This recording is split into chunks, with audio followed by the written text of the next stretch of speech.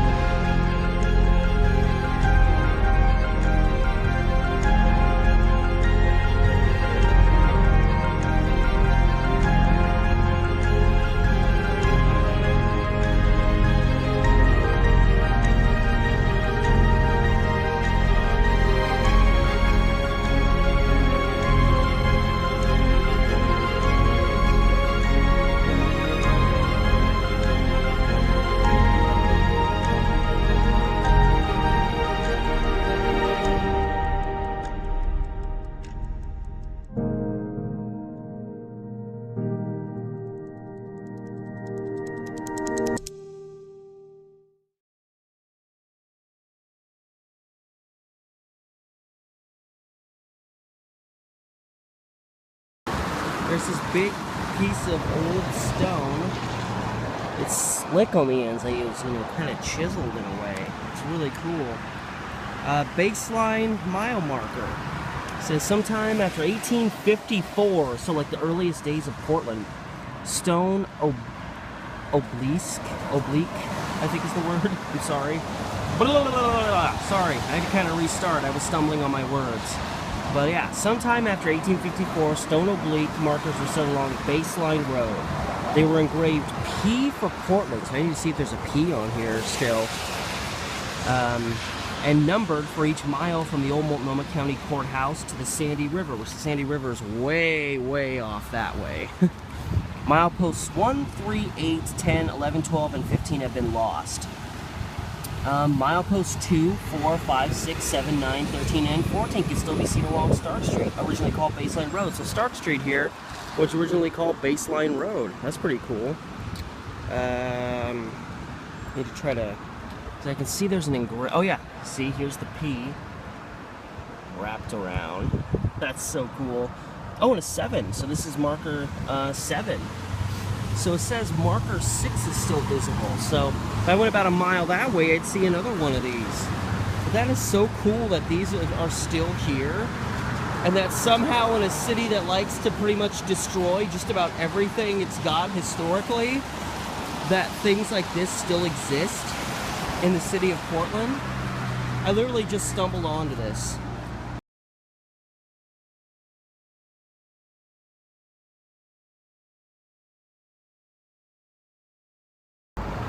And that was supposed to be the end of that. However, once I discovered there's old historical mile markers that are maybe like over 140 years old, I gotta look into that a little bit more. So I'm out and about. This is probably gonna take a few days to get done because it traverses a lot of Stark Street right here. Goes all the way pretty much from downtown, even though I'm gonna be going past that, all the way almost to the Sandy River. Well, I mean, that's technically, the end of the markers. The intent was to mark Baseline Road, which is what Stark was known as, with mile markers between the Multnomah County Courthouse, which they theorize was in the vicinity of where Pioneer Courthouse is now, and just move due east. So anyway, I'm out today to find some more of those markers, and like half of them are missing. There's supposed to be 15 in total, but I think like 6 or 7 of them are gone. I mean, it makes me want to go to those sites and look around. Maybe there's some thick shrubbery that one might be hidden in. I doubt it. It seems to me other people have looked for them and haven't found anything. The odds are pretty long that I'm just going to suddenly find them one day.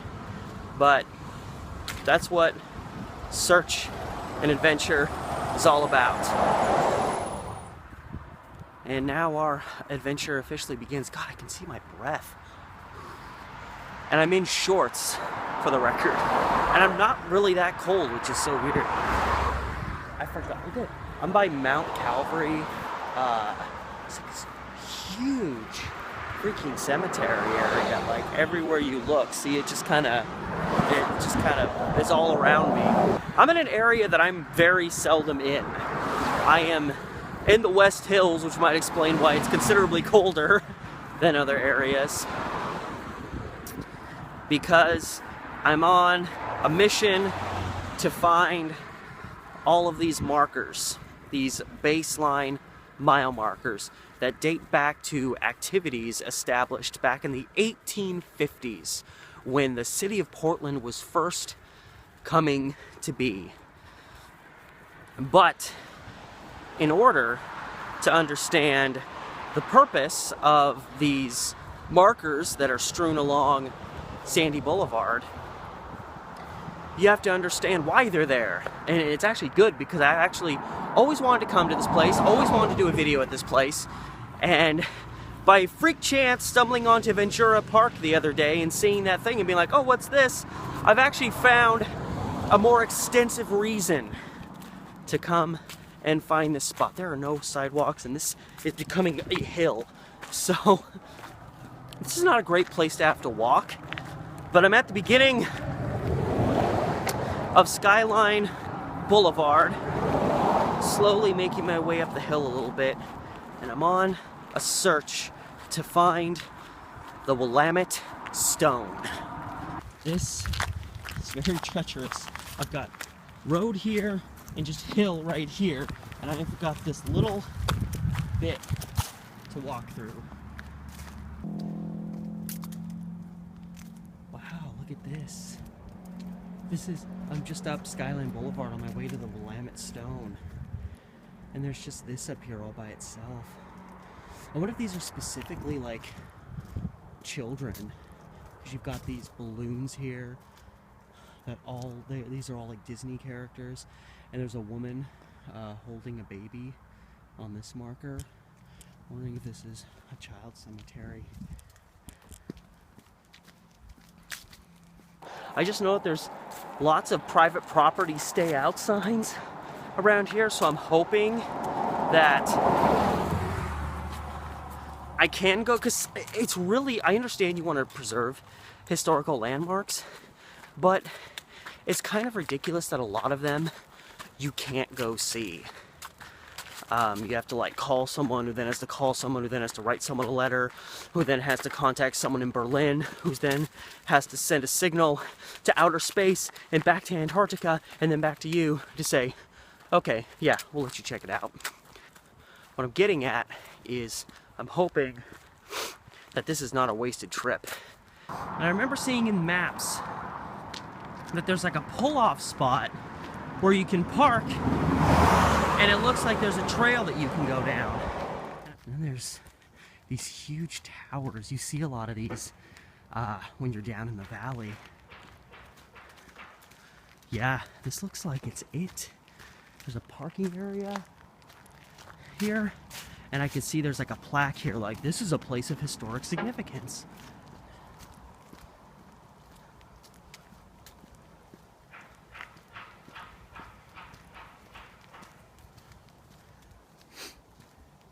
Here we go. Don't want to give you too much history. I want to tell you it myself.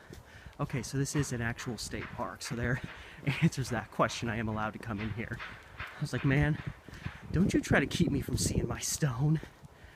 And I'm assuming it's pretty easy to find. Wouldn't that be just such a cruel joke if they just had it hidden in the shrubs somewhere? It's like practically nobody ever sees it. You have to like go onto like message boards and forums to find like the two guys that actually found where it's at. Wow, there's spider webs everywhere. Has nobody been here in a while? I don't know what this is for. It's always interesting when you're out in the woods and you find old metal. There's a bunch of huge satellite dishes over here. Like there's a news studio over here. I don't know what that's all about.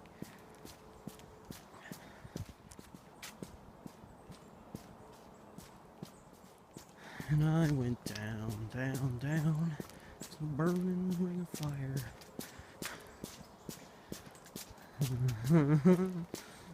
Flames went higher. I think this is it. I love how it's just a path that goes straight to it and then it just ends.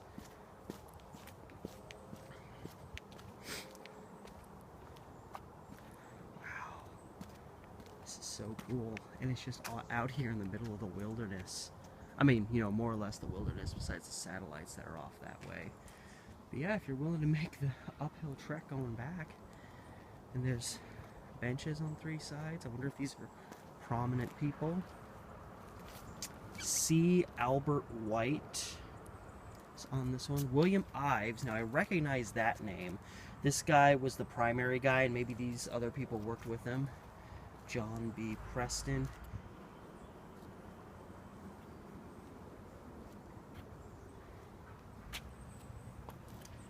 Alright, and here's the marker for it, which looks a lot bigger in pictures. And the Willamette Stone. And this location, exactly where this marker is, you see this crossing over and this crossing down. This is the meeting point between the Willamette Meridian, which travels north and south, and then, yes, Willamette Meridian, and then there's the Willamette baseline, which travels east and west.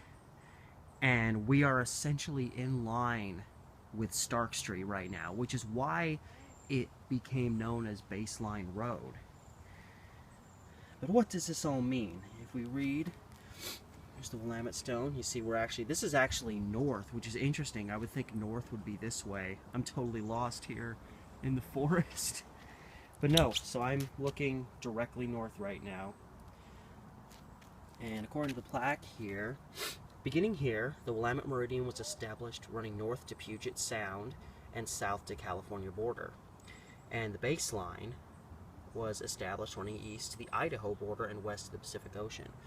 From these surveyed lines, the lands of the Northwest were divided into townships 6 miles square beginning at the Willamette baseline, numbering north or south, and given a range beginning at the Willamette Meridian, numbering east and west. Each full township is divided into 36 sections of land, 1 mile square, which are numbered starting at the northeast corner of each township, as shown in the diagram above. So that's a lot more detail than I was going to give you. But yeah, so that's the Willamette Stone. This is where the baseline and the meridian meet. So in essence, what all of this means is this was essentially an establishing point. I think it was established back in, I've heard 1851 and 1852, so the start of the 1850s. Portland is just becoming established. We're actually just over the West Hills, so we're kind of where Portland and Beaverton meet. And Oregon is not even a state yet. It is still the Oregon Territories, which is probably why this whole system affected both Oregon and Washington, is because it was all just the Oregon Territories back then. And it was from this exact spot that pretty much every town that was established, you know, pretty much in Oregon and Washington, they were surveyed, and land claims and such were determined based on their relevance to this exact marker, this exact spot. This is like the genesis from which everything Pacific Northwest was established. This is like the nucleus of the Oregon Territory cell, is really what it is. But for the sake of my objectives in this video, this is the main reason that those markers were established, those Stark Street markers. And as I actually read from this site, there were actually reportedly markers that went east, which are the Stark Street ones that went, I gotta reconfigure myself. No. God, I can't, I'm lost. I don't know who I am anymore. West. There were markers that went west. It's kind of unsure where exactly they went. They probably went somewhere along Burnside, which is kind of right over here, and then the Sunset Highway, somewhere in that vicinity. Then you go east, which is the direction that's prevalent to us. That's the Stark Street markers. Now, while the markers do start officially at reportedly where the old county court, or the, I think, city court, Multnomah County Courthouse, I think it was, the courthouse, that's kind of the 0 marker. It's still, you have markers traveling in that easterly direction. It's always done in relation to this. One of the things I noted when I saw that first marker at 117th and Stark, it was marker number 7, was them discussing how this was in relation to what was happening back in the 1850s, which was this. That's what they're talking about. They're talking about the Willamette Stone and the establishment of all this. I even noticed they have this 36 property marker thing done up here, just like over there. And going north, it's presumed, there's even been claims that there's still a marker or 2 left. This would be the north one, which they presume would go along St. Helens Road, which is kind of Highway 30, as it goes up the peninsula of Oregon and ultimately goes to Astoria at the coast where it ends. And then going south, there are still some markers left, kind of in the southwest Portland area. There's a couple of them, which is kind of confusing because there's a mile marker 7 over there too. Just like, it's just, that's the south one, and the Stark one is the eastern bound one. I'm so confused. My directions are so thrown off right now. This Willamette Stone thing, this is like the Oregon vortex. I'm so freaking confused. So this is where it all started, and this is why those markers were put up, to establish distances. In relation to Stark Street, which was Baseline Road, which, that's what this is. It's the Willamette Baseline. The road itself was originally established from near here, going this way in relation to this. That's why it was called Baseline Road, and over time it eventually became Stark Street, which is interesting because Burnside Street is only a few blocks north of Stark, and Burnside is regarded as the dividing line between North Portland and South Portland. It almost seems to me we got this baseline here, and Stark Street's close enough. They may as well have made Stark Street the dividing line between North and South Portland. That just makes more sense to me.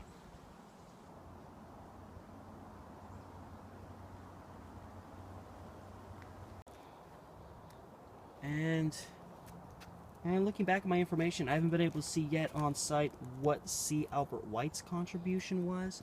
But yeah, William Ives was pretty much the guy that did a lot of the survey work to kind of bring this about.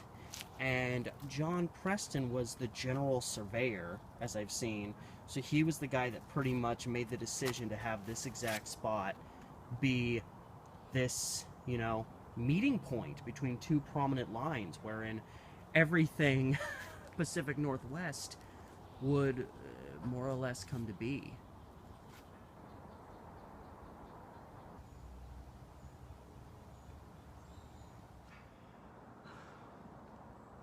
And this is so frickin' cool.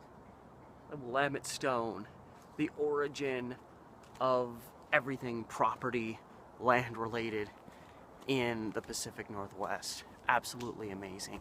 And I love how secluded it is. I didn't think it was going to be as secluded. I thought it was going to be like an open park space and there was just going to kind of be a stone with a little plaque in the middle of it. But we are just down this little trail, and when you look over my shoulder, it's just, the trail just goes to that and ends. It's just this marker of massive historical prominence just out in the woods. You know, if this trail was a little more difficult to see and there wasn't a marker up there directing you down this way, like, other than people who know the historic, you know, nature of this area, would have no idea that's down there. But that is the genesis of why these markers exist, and more than just along Stark Street, which now I'm heading off on my adventure to find all of these markers. And it's going to be a multi-day caper. I mean, they cover much too long of a stretch for me to make it to all of them today. I literally have to be on a bus, off a bus, on a bus, off a bus. It would take forever. but obviously it'll all be together in this one video. Now, it's actually unknown who exactly was given the job, the responsibility of, I'm sorry, I'm starting to breathe heavily going up this hill. Who was responsible for putting in these markers, but it's theorized that it was, I think like a local like army or military regiment was given the responsibility of that. And what's uber interesting is it's been theorized that the way that they measured these stretches to know exactly when it had been another mile was they had like rope tied to a big spool that they had on a wagon that apparently was exactly a mile long. They would just run it for a mile. This is the spot, put another marker in. But now we can at least stop, take a look at this real quick. A little artist rendition. These guys in the woods figuring things out. From property line to easements, every land survey in Oregon and Washington since 1851 has been determined in reference to the Willamette stone. Crazy. And here's kind of an artist map depiction. You know, again, we're just west of Portland, and here's where the baseline goes, and it's Stark Street, you know, for this little part, and then from Puget Sound, you know, up here down to the California border, the state of Oregon. And here's a little bit more history that kind of explains why this was going down. The Donation Land Claim Act was huge as far as establishing properties in Oregon. They desperately needed to extend the public land survey system of 1785 that divided everything. So this Preston guy was appointed by the president, Millard Fillmore, got here in 1851. So this guy wasn't even local. This guy was like a nationally renowned survey guy. After exploring the area, Preston selected this site with the Willamette Meridian established. The baseline would not cross the Columbia River, so that was like a stipulation for it. Willamette Meridian would pass west of Vancouver Lake, which makes sense because Vancouver Lake's like right here. Preston's original marker, a wood stake, was replaced in 1885 by a stone monument. And then here's some more info on the stone placement itself. The park was established in 1945 to preserve the site, which is great. The original stone was vandalized in the 1980s. Today's landmark is a stainless steel cap, which is what that is, with an adjacent bronze plaque depicting the township and range number systems from the Willamette Meridian and the baseline.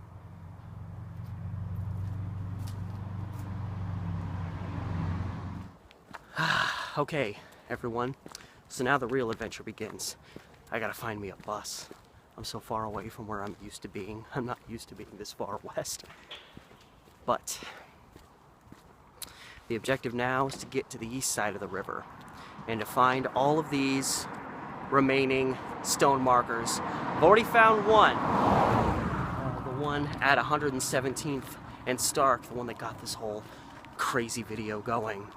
Now the first marker is actually one of the ones that's no longer around. It's believed to be approximately located at the site of Martin Luther King Jr. Boulevard and Stark Street, which is only a couple of blocks east of the Willamette River and roughly a mile from where the old courthouse was.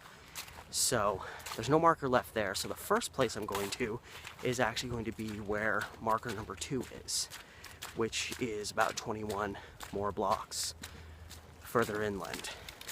So that's where I am going right now. Yours truly is now making his way over to Stark, looking for the number 2 mile marker, and it's actually in a pretty significant place. It's in the vicinity of the Lone Fir Cemetery, which is one of the most historical cemeteries in the Portland area. Excuse me. And it just happens to be almost exactly 2 miles from where the old courthouse was, apparently.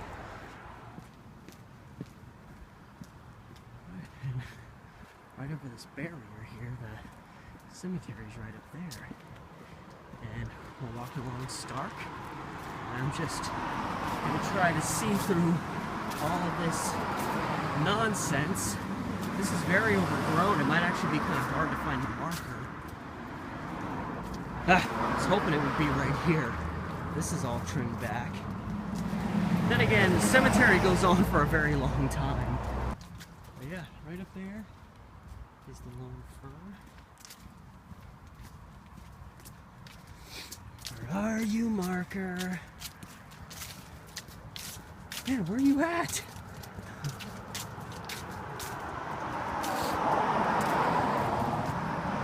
It just would have to be on the opposite end. I thought I saw it for a second. This is cracking left and right. Not beneficial. You don't need all these caskets to come flying out. Where is this thing? Why does this cemetery have to be so long? Come on. Is this it? I think this is it. Yes! Found it. It actually was a lot. It sticks out a lot more than you'd expect. Here is... And it's insane. It's embedded kind of into the wall. Since they were doing this, it's theorized that these were done in the 1870s. So I don't know if that predates this cemetery. Because it's like, it was just built... like, I'm wondering if this was here before or if they just built the wall around it. Either way, it's really cool. You can see the P for Portland, 2, meaning we're 2 miles from essentially the center of downtown by the Lone Fir Cemetery. So that's the first marker on our trek found. You know, I would have walked right by that on any other day and been like, oh, that's cool, whatever, don't care. But then I will just be on my way then. And on that note, we are on our way. Marker 2 has been discovered. Marker 3 is another one of the ones that is gone. I don't think it's really known exactly. There's 6 that are missing and or gone. It's unknown if they were demolished, someone stole them. It's my understanding that they're 6 feet tall and most of them are actually buried underground, so it'd be pretty hard to steal one. Central Catholic High School. How you guys doing? Anyway, Galen Rupp went there. If you know sports, Olympics, track and field. Yeah, he's same graduating class as me. A real jerk from what I remember. I never met the guy. Anyway, so the next one is supposed to be in the vicinity of 43rd and Stark. That's one of the ones that is gone or missing. 6 are gone, 9 still exist, so I'm trying to find those 9. So the next one we're going to will be marker number 4, which is at reportedly 61st and Stark Street. And that's where we're headed now. And as I'm learning the hard way, I love this building. It gets more and more tagged up every time I see it. It's been sitting here falling apart. Yeah, as I found out, I was certain there would be a bus on Stark since it's, you know, a main throughway. But yeah, there's no bus on Stark till 102nd. So, I had to meander my way down here to Belmont. And when I take the Belmont bus, I always see this building and always love it. So I figured, you know, it's just a thing to pass. It's not like I'm going to do a big pro video on it. So, you know, it's there to see. But anyway, I'm on Belmont now. I'm going to traverse my way up this way to try to get ultimately to 61st and Stark. Never easy.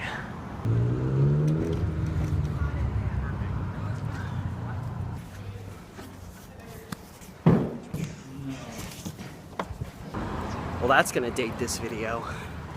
Alright, now back to Stark after catching a bus over on Belmont, dropping off my ballot, getting back on a bus on Belmont, and now traversing my way over to Stark again. I'm looking for marker number 4, and I actually searched for it on Google Maps, and I could not find it, but then I found a description of where it's at and what it looks like. And I think I know why now. I couldn't find it when I was doing a simple map search. And it's because it was like a chameleon blending in with everything. Slowly climbing up the hill. I know Mount Tabor is starting to kind of form over here, so everything's kind of meandering upward. But this intersection that I'm coming to now is 61st and Stark. And this is apparently the 4-mile mark. So I was kind of searching around. I didn't know if it was going to be on the south side or the north side. Just didn't know. Like, where is it at? And then someone mentioned that it was on at the northeast intersection, which northeast is over here. And what do you know? There she be. So it's no wonder I couldn't find this in Google Maps. It's blended in with this big bush in this parking lot here at what is 61st and Stark. And this is again marker number 4. I'll pull this back, you've got the P right there.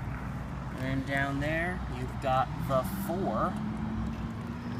Just blended in with all the miscellaneous whatnot. Right there. Marker number 4. And if I start heading off this way, a little bit up into the hills, it's about 17 more blocks. And from mile marker 4, hidden in the brush there, go this way. Gonna try to find this marker number 5, about 4 miles from downtown, which is way off in the distance over there. And despite the sun creeping through the sky behind me, it's raining on me somehow. I don't know. Look what's directly above me. This looks kind of like the poster for that new Jonah Hill movie. Just, my hair even works. Anyway, trying to get to a point, 78th and Stark. I'm very close. Another 17 blocks further east. The higher the number gets on the mile markers, the further away I'm getting from downtown and the closer I'm getting to, I guess, Idaho, essentially, if you go that far. So I'm in this kind of cool, historical, kind of hip gathering spot on Stark. This kind of cool area. Yeah, the Academy Theater's right up here. And I'm just... yeah, I really have no idea where this next marker is. It could be just about anywhere. This is 79th. So it's like just the other side of the Academy up here. I don't know what side of the road it's on though. Up here. Ah, I see it. Dead ahead. So, this here, this is 78th, coming into Stark. And I was hoping it would be fairly easy to find. And, yeah, considering the fact that it's painted a bright color with the letters painted in, marker number 5 is very easy to find because it's right here. So you're now officially 5 miles from pretty much the center of downtown, way back off that way. And yeah, this one will be marker number 5. And it does, like the other ones, it has the, it's been broken off at the top. Something they made note of was that even though they look different wherever you see them, apparently they reportedly all had like a pyramid type top, just a lot of them don't anymore, and it's probably, you know, these are super old. They've probably been broken off over time, but obviously this is easy to decipher. Here's the P, here's the 5, and yeah, I was a little concerned about this one. I didn't know how easy this one was going to be able to find amidst the city. I wanted to do a nice panning shot of all this back around to the marker right there. Those doggone dames passing through had to ruin it. Anyway, onward we go. Fortunately, the bus is now only a block away from Stark, so it's a lot easier to traverse. And so next marker I'm going to is going to be just the other side of 205. In the range of like Stark and 96th, Stark and 97th, roughly that. And now I'm actually really close to where I live. The target that I'm always walking to when I vlog is in the Mall 205 parking lot over there. If this building wasn't here, you could see through to Target's right over there. So I'm only like, I don't know, 12 blocks from where I live. And one of these baseline mile markers is really close to where I live. It's just dead ahead. And what's interesting is, depending on where you're at, and maybe Stark Baseline Road has changed a lot over time, because in some cases, the markers are on the north side of the street, and other times they're on the south side of the street where I am now. And because the first one I found in Ventura Park was located on the north side of the street, I just searched all along the north side stretch here because I knew it was supposed to be right in this area. I see the Elmers dead ahead. Fortunately, I was able to find information that said the marker is near where the Elmer's restaurant is. So it's right in this vicinity. There's gonna be a marker, and this should be marker number 6. Looks like a marker over there. I think that's it. Right in front of this property office. There it is. There's marker, mile marker number 6 on the south side. Look at that. That is so cool. Right south of Stark. And yeah, you can see here, there's the P, and then there's the 6. It's obviously very old, so it looks more like a G these days. But yeah, that's it. That's mile marker number 6.